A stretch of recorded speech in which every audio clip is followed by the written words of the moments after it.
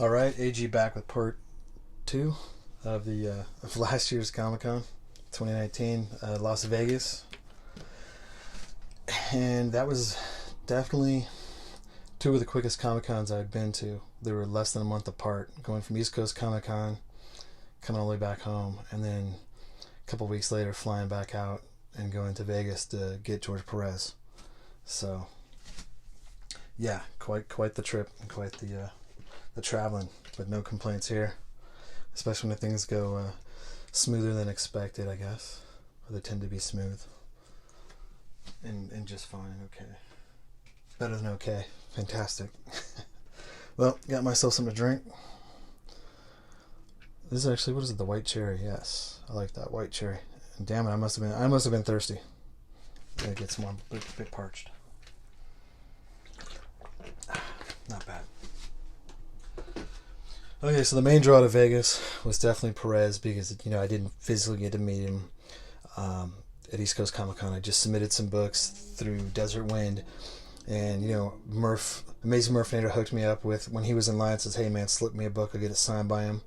That was fantastic. Cholula Comics, also coming out from California to New York. He was there. I think his thing was just Saturday. He was going there just for one day, Saturday, but the things he experienced on Saturday, he didn't get as much done as he wanted, so he turned around and went there on a Sunday. I was heading home Sunday, and Cholula didn't leave, I think, until Monday, but he decided to hit that con up on that Sunday, and he got himself some more Perez, and he hooked myself up and Murph Nader up and says, hey, guys, give me a book. I'm heading back tomorrow, and I'll do my best to get these Perez, at least get you a signature or two from Perez. And I gave him a book. I gave him a book, and he got Perez signed for me. And that was fantastic, and I know he hooked up Murph as well. So, I'll just leave him there, since I'm just talking on. So to go back to Vegas, chasing down Perez, and my wife helps me out again, just like she did in East Coast Comic Con. She's in line with me. I've got 5 items. My wife's got 5 items, and I'm getting Perez. So after I was done with Perez and I got to submit my books, submit them to CGC since CGC was there on site, I'm going after Jim Starlin, which some of the books I showed earlier. Jim Starlin, Ron Lim. I even got a Rubenstein. And I met those guys before, but it's just when you get them all in one spot and they're all involved with one book, there you go. Just get those autographs on there. That's the time to do it. Nia Ruffino was there. I got Nia Ruffino to autograph a couple books for me. She did the ink work on a lot of my J. Scott Campbell books, and she was fantastic to meet and talk to. And down the corner from her, even though I didn't get a chance to see him, I just wanted to see the guy. I never seen him. Rob Liefeld. Rob Liefeld was there. He had a nice little booth set up. His prices were up there. It was like $40 an autograph or something, $100 if he's going to sign a Deadpool book. I don't know, something like that. I just wanted to see the guy and maybe just meet him for a moment, but he wasn't there. No big deal. I wasn't going to get anything signed by him. I didn't have anything planned to get signed by him, by Liefeld. Dan Mendoza was there. I just cruised by and said, hey, what's up to Dan Mendoza? Because I'd met him, when was that? Earlier in the year of last year. I met him for a brief moment at a smaller con. There was a lot of, how could you forget? Jerry Conway was there in Vegas. I got him to autograph a book for me as well. It was the second time meeting him. It was awesome to get his autograph on the first ASM he worked on, which is also the first appearance of the Gibbon, I believe. Forget the number, like 112, 111. I don't think it's 111. So that was Vegas, and getting Perez, getting Starlin, and some of those other folks. Also, Kevin Eastman. Finding out Kevin Eastman was going to be there. Had to go for some Kevin Eastman autographs. First time meeting him. First time getting his autographs. He was charging, I think it was at least 20 or 25. I think it was 25. The first signature was free. After that, everything was $25 for a signature for Kevin Eastman. I'm going to say it was 25. But on each signature, he was doing a remark. So that was impressive. And because my wife was with me again, she saved me $25. So that's fantastic because, hey man, wherever you can save. So let me show you some of the books I got Kevin Eastman to sign, and I was really happy with. This is kind of a current book, signed and sketched by Eastman. It just looks awesome with it, especially when the Turtles logo is in like that turquoise, and then I get him to use the paint pen, and it comes out looking like that. And then being a 9/8 white pages, he did the cover. Kevin Eastman, just awesome. This was an old book from my collection. Happy with the grade. The Teenage Mutant Ninja Turtles #1, but it's the Tales of the Teenage Mutant Ninja Turtles, and there's the signature and the little turtle. Now this book, if you could find it, it's not expensive at all because it says Tales of the Teenage Mutant Ninja Turtles. But if you could find the one that has this taken out, so if it's the same exact cover, but it just says Teenage Mutant Ninja Turtles and it doesn't have Tails at the top, that is the hard one to get, with the one that doesn't say Tails. I think that was a fourth print of actually issue #1. So you just gotta have the Tales of the is just not in the heading. It just says Teenage Mutant Ninja Turtles, the same exact cover. That's a tough book to get, an expensive book to get.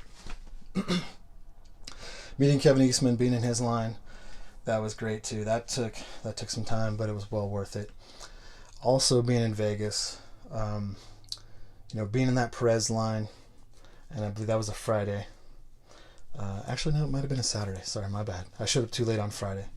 So Saturday morning, first thing, meeting Perez. Friday, I showed up a little late to the con on Friday. He was a little locked. He was locked out as far as signatures. He was done for the day, and it was like you had to have that raffle ticket. If you didn't have it, you weren't getting an autograph.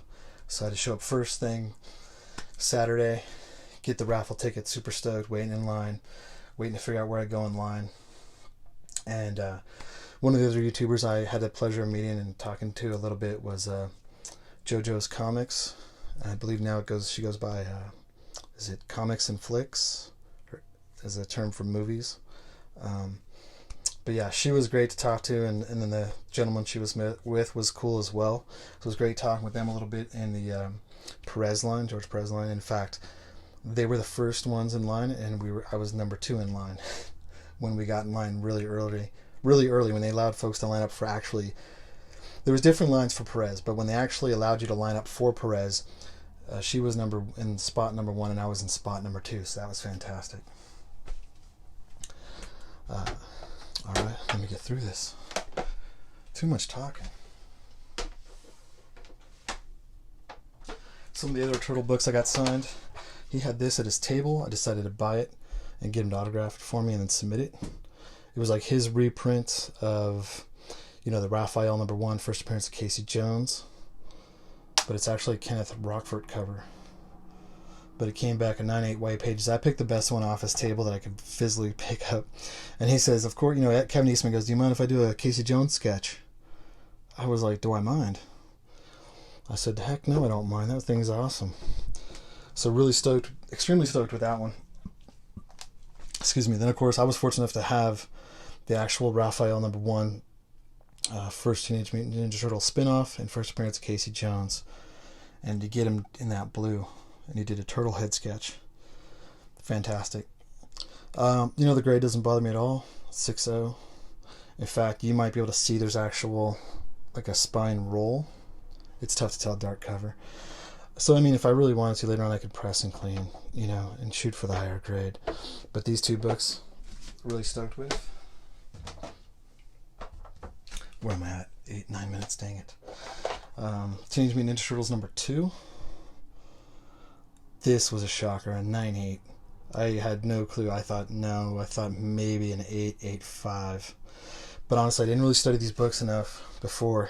I had a quick turnaround coming back from one convention to turn around and head to another convention and dig through my collection to pull out the books just to get them all prepped for autographs that I didn't even look. Just, I wasn't trying to spend time and figure out the grades. But yeah, first appearance of April O'Neil and the Mousers. And this is, it is a second printing. Second printing of #2 at a 9/8. My apologies. The back covers on these old, on the Turtle books, you know, it's like a magazine size, and they got artwork on the back. So to go back to the Casey Jones. That's the beauty of these books. You keep forgetting about some of these, they're old Turtle books. The artwork on the back, just fantastic. In fact, okay, I could show that one. We have the previous books. This one has the Comics and Ponies, of all things, Kenneth Rockford. So that's his insignia, I guess.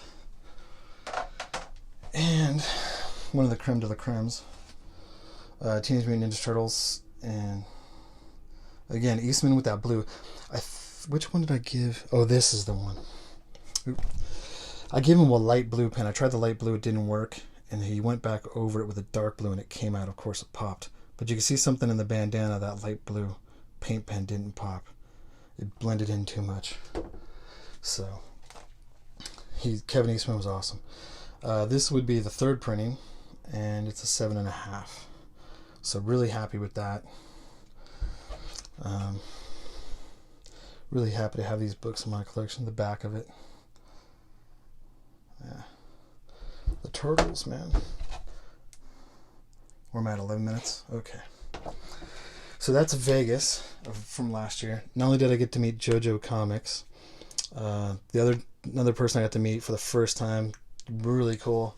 Real stoked to meet him. And hopefully I get to meet some of these folks again. Obviously, if I go out to Las Vegas Comic Cons or whatever, they may be out there.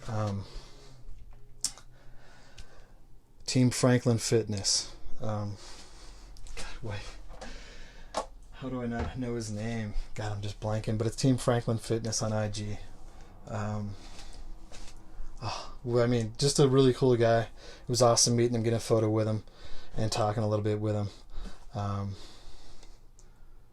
Can't believe I can't come up with his name. That's horrible on my part. I guess it still shows I'm a rookie, even after some of these years on YouTube. Some of these years off and on YouTube. Well, I better call it quits, and maybe I'll be back.